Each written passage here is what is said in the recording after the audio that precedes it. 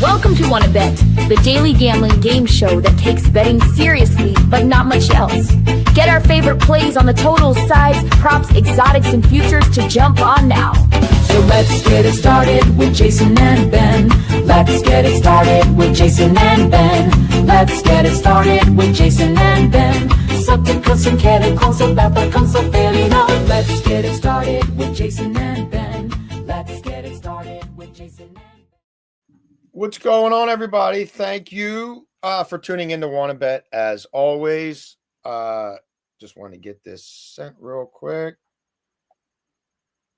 Make sure everybody's good to go on Twitter, which I guess is where you guys are watching it. I'm Jason. That's Ben. We are excited that you want to bet with us. Yet again, we love betting with you every day. And most of all, we love turning our hard work into winning tickets for you guys. And we've been doing it at, frankly, a pretty alarming rate since launching this show May 21st. We go 7 days a week whenever humanly possible. We're always betting, so we always want to share, again, with you guys. We aren't paid by sports books to give out bullshit parlays that will never hit in a million years. No, we want to make our money beating the books and doing it with you guys and creating a winning gambling team here. To that end, Beltway Ben, how did last night go? Yeah, look, not our greatest night in the world. Also not a complete loss. I was worried about the Tigers' run scoring. Wasn't a lot of baseball to be played yesterday. Short slate of games. They end up winning but not covering, which was my fear. And Cabrera, look, Cabrera's been great for the Marlins. He gives up a 3-run lead in the first. He gives up a 4-3 lead in the fourth. The Guardians claw to get that 5th run. I thought we might at least push on the first 5 there. We did not, but Miami's been a very sharp play on the road on first 5 money lines all season long, frankly. So that didn't go as planned. Beltway, Ben, what about you? Yeah, the graphic doesn't tell everything because we did give out Senga's strikeouts, which was able to cash to kind of put us over. And we still finished a little down, but it was less than half a unit. Jackson Holiday scores a run. Walks, and he was aggressive, did not look good at the plate. There was a long delay. I'm thinking the game might be, finished because they'd already got through 5. I'm like, all right, well, we'll get a push there. They resume. He comes up and hits a weak pop out the left field, so that wasn't good. The Mets bullpen just falls on their face again. Helsley yesterday, I was talking that I thought he'd be fine, and he goes out yesterday and starts getting shelled by the Braves. And Michael Harris might be the hottest hitter in baseball right now. He's 14 for his last 28. It's pretty wild to see what he's doing, and he's changing the game. And then the Diamondbacks' first 3 over for 1.5, that was never a sweat. They went over in the first inning with a big 3-run bomb. Yeah, Frankie Lindor, thank you for that home run with 2 outs in the bottom of the 3rd. But the night before, the Mets killed us, and to that end, it was the Michael Harris grand slam that really did. Yeah, I actually finished. I was wrong. I actually finished profitable because I forgot I tailed the Mets first 3 innings, so it was actually a profitable night. There we go. All right. Well, there's a lot we want to get to this weekend. We got NFL preseason. There's some CFL that I liked. We've got MLS kicking back off. We've got EPL today at 3 p.m. Eastern time. Go to the show from a couple days ago or go to the Super Discord. The link's in the bio there and get my pick on Liverton, Bournemouth. We've been doing very well in soccer. Beltway, Ben, where are you taking us on first down? First down, we're going to go to the Yankees on the money line, and don't love the brand of baseball the Yankees are playing right now. It hasn't been good, but I do expect Luis Gil to continue to bounce back, right? He took a step in the right direction his last start, 5 1/3, 2 earned runs against one of the better offenses we've seen. And then Palante's on the mound for the Cardinals. And just to be quite honest, he's been dreadful. 13 earned runs in his last 3 home starts. Yankees have to field the Guardians right behind them. You have to expect this lineup to work Palante early in this game. I think Judge will get to him. I think a number of those guys will be able to get to them. And just with the way the standings are, and you're playing a Cardinals team who really doesn't have a shot. I know if you look in standings-wise, they could get in, but the Yankees are the better team here. I think the Yankees need to take this win. And with Luis Gil, I'm trusting him to continue to move in the right direction. I'm on that game as well. We will get to that game in 4th and short. It's not 4th and long. It's 4th and short. First down, Beltway, Ben, I'm going to go to Houston. This looks like a pitching mismatch. Framber Valdez, who's a stud, against Brandon Young, a rookie starter for the Orioles, who is taking his lumps. Now, look, every once in a while, about once a month, he'll pop up and do something you don't expect. And could that be tonight? Maybe. But this is an Astros team that's clawing for its life right now. They do not want to concede the AL West that has been their domain for years, and they've got their ace on the mound. And the Baltimore Orioles struggle against lefties, and this is an elite lefty. The Orioles have a 629 OPS on the road against lefties. That's 25th in baseball. A 287 on base. And if you let Fromber pitch with no ducks on the pond, he's going to be getting a lot of swing and miss. He's going to toy with you. Fromber at home, Beltway Ben, 1.65 ERA, 79 strikeouts and 71 innings pitched. And this is an Orioles team that's bottom 3 in baseball in K rate. So that should help us. Brandon Young, again, has really struggled. We're talking about an ERA north of 6. This is a tough lineup. And we're looking at an O's team that's 27 and 34 on the run line on the road. Now, Houston's not great on the run line at home either. I decided to distill this game down to the first 5, really drill down on the pitchers. Both these bullpens can be shaky. But I look for an Astros team that's 7-1 in Fromber's last 8 home starts to at least give him a few runs of run support. And let's take care of business in the first 5. Second down, Ben. Yeah, I'd also say a play that I like, and was close to putting in my first 3 downs, but I'll just give it out now because you got into that game. Framber Valdez to record a win, -110. You talked about the Orioles against lefties. They've won 2 games in a row. I don't see that team starting to get hot. We know how that team is, and we know Framber can go deep into games. He's that bulldog, so I do like that play as well. But I'm going to go with Sean Manaea over 16.5 outs recorded. This is a super risky play when you look at the situation with starting pitching for the Mets and none of those guys going 6 innings or deep into games. But the Mets bullpen was used a fair amount yesterday. And we talked about it, like they haven't been very, very good. I think Manaea is much better than he's shown his last few outings. And 2 outings ago, he went over this number. But if you look at what Seattle has, 650 OPS against left-handed pitching the last month, which is the 7th worst in the MLB. They need him to give them some depth. I know they're still not getting him up into the 100 pitches. He came back from injury a month ago, but I do like him to go a little long into this game because quite honestly, they need that. They need their starting pitching to start providing some value because when you go to a bullpen early, you have the Reed Garretts coming in, giving up grand slams and blowing games up. So I do think Sean Manaea gets at least 2 outs in the 5th inning here. Are you a little surprised it's not plus money as much as Mets starters haven't been able to get into the 6th inning, right, outside of Peterson? I'm a little surprised that they're not paying better than this. No, because when you look at what starting pitching has done against the Mariners, it's counting that in. It does bother me a little bit just because Manaea has done it once in all of his starts. But again, when you factor in what the Mariners have done against lefties, what the Mariners have done against starting pitching, and where the Mets bullpen is, I kind of figured we'd get that. All righty. I am on Seattle sports as well, but we are going to the Sounders, and we're going to the Sounders to beat Minnesota United tonight. The Sounders have owned them. Sounders are 14-2-2 against Minnesota in their last 18. The Sounders, for my money, Beltway Ben, are the best team in MLS right now. Unlike some other teams, they have carried their stellar Leagues Cup form where they, frankly, embarrassed Mexican sides night after night. Some quality Mexican sides, too, like 7-0 against Cruz Azul. They've carried it into the MLS season, and that 4-0 drubbing over the Galaxy. They've got a great rotation going. They're getting goals from backup forwards. The midfield is bossing games. They're dominating possession, and it's a Minnesota team that I think is a little leaky and, frankly, just not up to Seattle's standards right now. I mean, we're looking at a Seattle team 29 goals scored to just 12 conceded in their last 10 games across all platforms. That's League Cup, that's MLS. I think there might even be a Club World Cup match in there. But again, 7 wins, no losses, 3 draws in their last 10 games overall. 29 goals scored, just 12 conceded. Minnesota's been shaky. Minnesota has not fared well against Seattle. And I think Minnesota is a team that probably wants to play this match 1-0, 1-1, 2-1, and the dynamic attack that Seattle has going right now. Scoring plays through the run of play, Ferreira finishing, Ferreira setting up, dominating wing and flank play. I just love the form that they're in right now.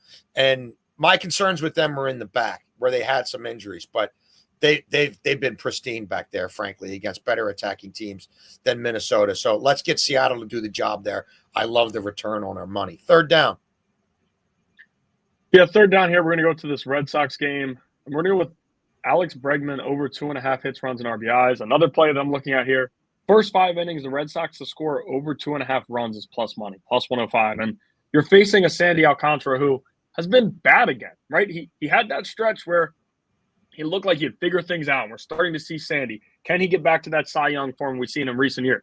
Are they going to be able to flip him at the deadline for what they want? They don't. His 2 starts since have been awful. He's given up like 9 runs. And you go to Boston, it's not easy to pitch there with the Green Monster. We know what this lineup can do at home. He's got an 8.87 ERA on the road and 5.58 slugging for right-handed hitters against Alcantara when he pitches away from Lone Depot Park. When you take a team total like that, you don't have to worry about that Marlins lineup battling because we know they always do. And when you take a hitting prop, you also don't have to worry about anything.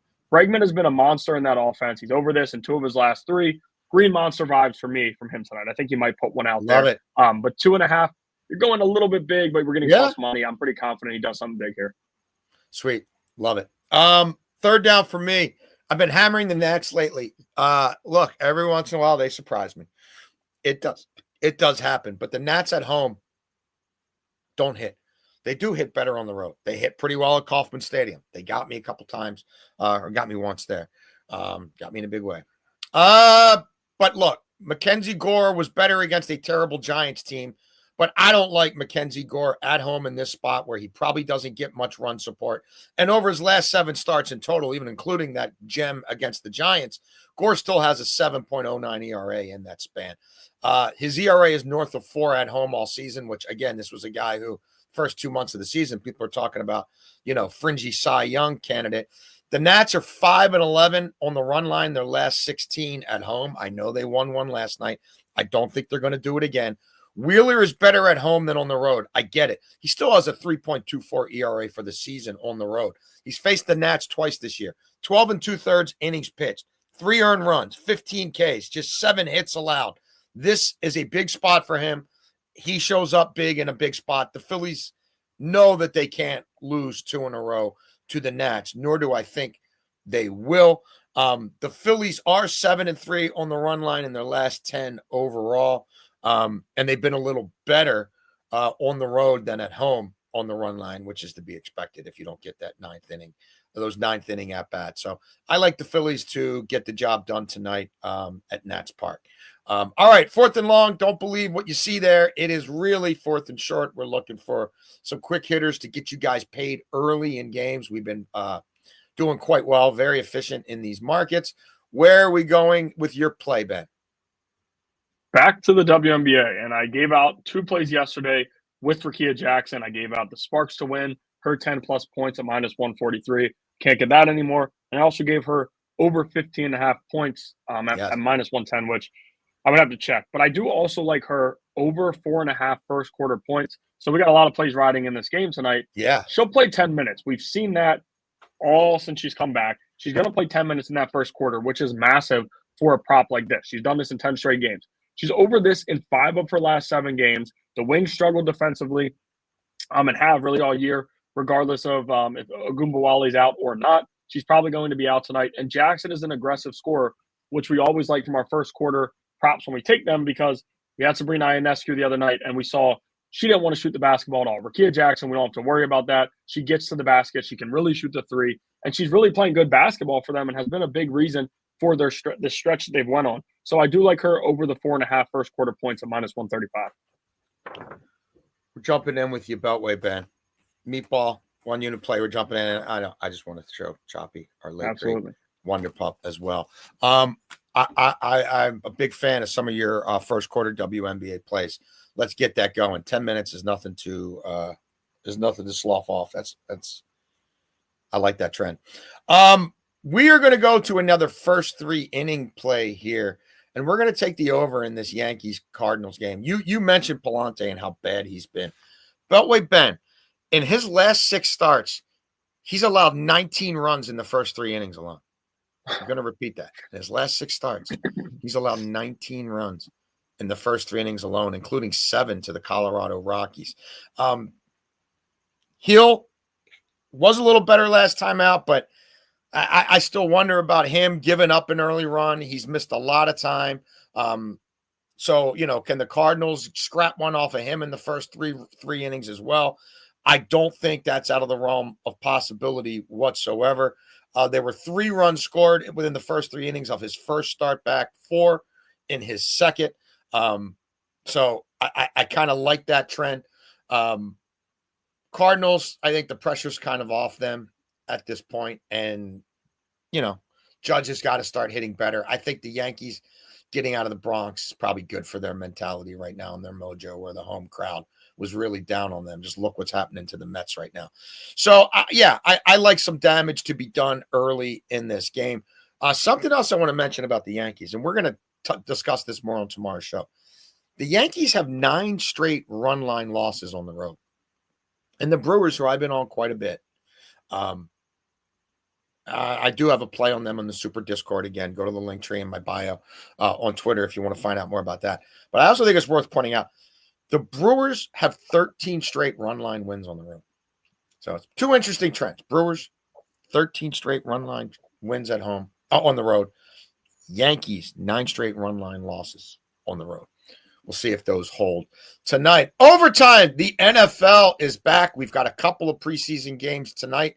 Beltway Ben, there was one that really caught my attention. What about you? I know we will be going to the same game here, but I'm going to go with the under in this Titans Falcons game, 37.5, that we can get a plus money. This is absolutely a risky play because we've seen all the posts, all these overs, the preseason overs. Take the preseason overs. It's a big trend going, but they're due to come to an end, and most trends are, and that's how it goes. But with Raheem Morris, he played one of the only under games, and we know that defense, how they will play. They look sharp against the Lions. Their offense just couldn't get much going, and I would expect more of the same here. The Titans, on the other hand, their offense didn't look good either. 3 interceptions. Boyle and Allen looked awful. Kirk Cousins is going to start this game, but he only should play 1 or 2 series. So I don't think he's going to be out there putting up a ton of points. But again, the Tennessee Titans offense is really why I'm going to this play compared to a Falcons defense who's run by one of the better defensive minds in the game right now. So I do like the under 37.5, and we're getting it at plus money because of all the trends we've seen. Yeah, and I'm on this game as well, and I'm going to take Falcons. Give me the 3.5. I'll pay a little bit for it in the first half. You mentioned it. Cousins is going to play. He wants out of there in a bad way. He's trying to showcase himself for a trade. And then from everything I'm hearing, Penix is going to get a run here as well. And that after a dismal first outing at home, Raheem Morris is going to let some of these guys play and try to get something going with his first string offense. Tennessee could not stop the run at all in the first game. And this Atlanta team loves to run the ball. And I don't think Bijan's going to be getting a whole lot of touches, but I also don't think it's going to matter, man. So I think Atlanta, frankly, probably wins this first half. I think Atlanta probably wins this game. I think Atlanta uses it as a true tune-up game. And I think Tennessee, with a raw rookie quarterback, has a lot to figure out. And frankly, again, if you can't stop the run in this league, you're in trouble. And I'm not exactly sure, frankly, why this game is priced the way it was. And earlier in the week, I did jump on 5.5. For the game for Atlanta. That seems to have stabilized now at more 4.5. And this 3.5 in the first half is not as easy to find now as it was yesterday, but you can still pay for it. If you want to just take the 2.5, again, you want to take Atlanta money line in the first half. I think you're going to see Atlanta starters try to show something here. And frankly, I do think they're a better caliber team than Tennessee. And I think this could be a little bit of a learning curve game for Cam Ward. And again, Tennessee can't stop the run, and I think that's going to show up in this game. And probably, Ben, lean us to the under as well. So that's today's show. Beltway, Ben, look, put it up there again. Show the people what we did. Look, last night, treaded water. Those numbers at the bottom there, that's since we launched this show, May 21st. That's no joke. And that's with some futures that are still outstanding. That's with some week 1 NFL games that obviously haven't been played yet, that we feel really strongly about. We do this every day. We spend a lot of time and effort trying to take these huge gambling cards and turn them into 3 to 5 plays where we see the best opportunities for us to make money and you to make money with us. We love doing this. We hope you enjoy the show. We want you to tune in again tomorrow. Are we doing 11:30 tomorrow, Betway Ben, or? Yeah, 11 or 11:30, right around there. And we'll be back on Sunday as well. There's an early MLB start on Sunday we want to get ahead of. So we'll probably be at like 11:30. I think we have to be at 11. I think there's 11:30. 11, yeah. Yeah. So we'll be at 11 on Sunday. We appreciate you guys tuning in. Check us out on Twitter. Check out the Super Discord up in the link tree in the bio of my Twitter feed. And we hope you cash tickets with us at WannaBet.